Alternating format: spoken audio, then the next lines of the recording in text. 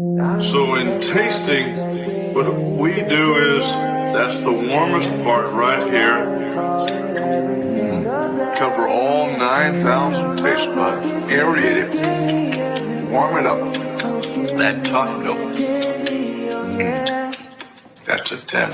Ooey gooey chewy, gotta take a little trip down the Willy Wonka River, gonna take a little sip. Take you out for dinner, then you'll end up feeling sick. Don't you worry, got the fit or about to tip. Yeah, like a hot tamale, got that spicy aftertaste. Unfortunately, fortune cookies that I had to waste. Little treats, M&M's, little feast, me and them. Hit the streets with the friends, in the kitchen we descend. Yeah, that's it. Cook it up, cook it up, cook it up. Yeah, you taste so rich. Spin it up, spin it up, spin it up.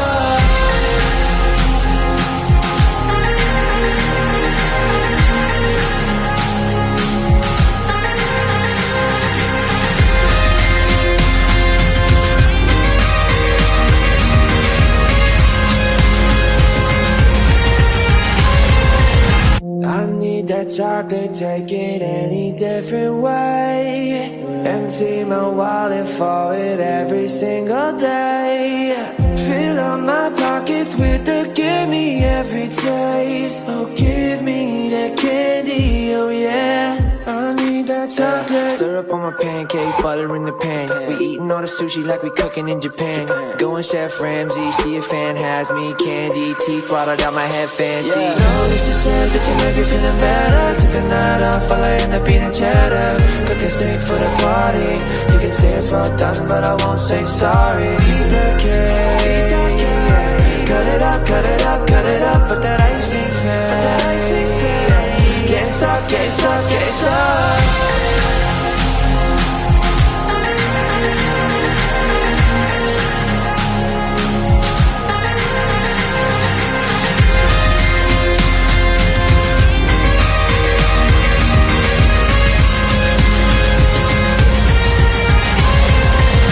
I need that chocolate, take it any different way. Empty my wallet for it every single day.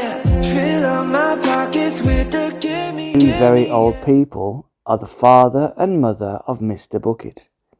Their names are Grandpa Joe and Grandma Josephine.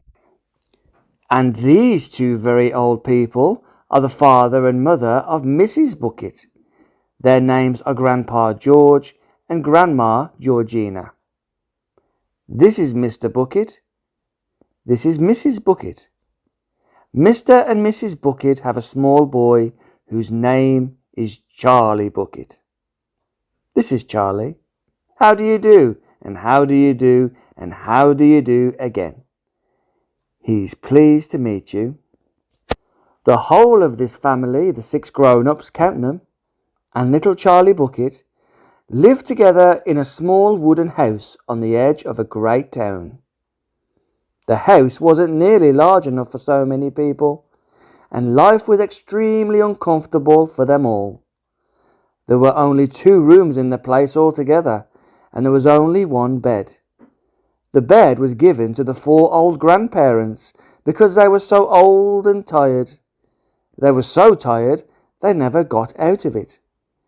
Grandpa Joe and Grandma Josephine on this side, Grandpa George and Grandma Georgina on this side.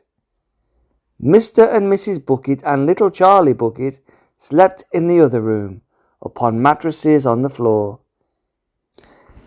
In the summertime this wasn't too bad, but in the winter, freezing cold drafts blew across the floor all night long, and it was awful.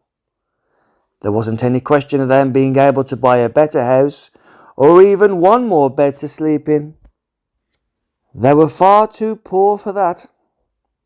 Mr. Bucket worked in a toothpaste factory, where he sat all day long at a bench and screwed little caps onto the tops of the tubes of toothpaste, after the tubes had been filled.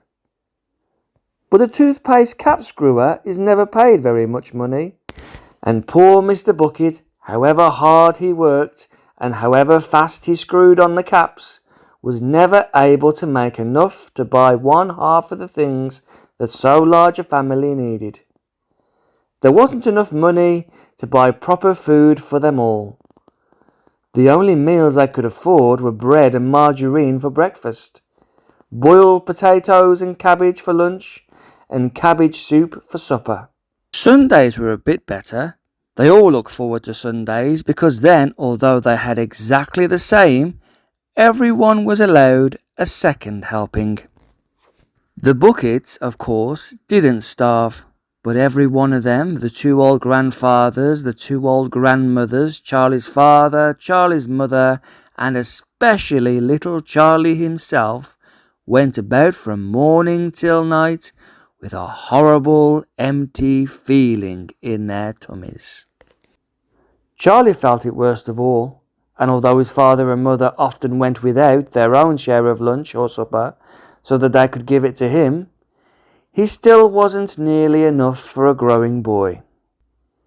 He desperately wanted something more filling and satisfying than cabbage and cabbage soup. The one thing he longed for more than anything else was chocolate. Walking to school in the mornings, Charlie could see great slabs of chocolate piled up high in the shop windows, and he would stop and stare and press his nose against the glass, his mouth watering like mad. Many times a day he would see other children taking bars of creamy chocolate out of their pockets and munching them greedily. And that, of course, was pure torture. Only once a year on his birthday did Charlie Bucket ever get to taste a bit of chocolate. The whole family saved up their money for that special occasion, and when the great day arrived, Charlie was always presented with one small chocolate bar to eat all by himself. And each time he received it on those marvellous birthday mornings, he would place it carefully in a small wooden box that he owned and treasure it as though it were a bar of solid gold. And for the next few days he would allow himself only to look at it, but never to touch it. Then, at last, when he could stand it no longer, he would peel back a tiny bit of the paper wrapping at one corner to expose a tiny bit of chocolate, and then he would take a tiny nibble, just enough to allow the lovely sweet taste to spread out slowly over his tongue. The next day he would take another tiny nibble, and so on, and in this way Charlie would make his sixpenny bar of birthday chocolate last him for more than a month. But I haven't yet told you about the one awful thing that tortured little Charlie, the lover of chocolate, more than anything else. This thing for him was far, far worse than seeing slabs of chocolate in the shop windows or watching other children munching bars of creamy chocolate right in front of him. It was the most terrible, torturing thing you could imagine, and it was this. In the town itself, actually within sight of the house in which Charlie lived, there was an enormous chocolate factory. Just imagine that. And it wasn't simply an ordinary enormous chocolate factory either. It was the largest and most famous in the whole world. It was Wonka's factory, owned by a man called Mr. Willy Wonka, the greatest inventor and maker of chocolate that there has ever been. And what a tremendous, marvellous place it was. It had huge iron gates leading into it, and a high wall surrounding it, and smoke belching from its chimneys, and strange whizzing sounds coming from deep inside it. And outside the walls, for half a mile around in every direction, the air was scented with a heavy, rich smell of melting chocolate. Twice a day on his way to and from school, little Charlie Bucket had to walk right past the gates of the factory, and every time he went by, he would begin to walk very, very slowly, and he would hold his nose high in the air and take long deep sniffs of the gorgeous chocolatey smell all around him. Oh, how he loved that smell.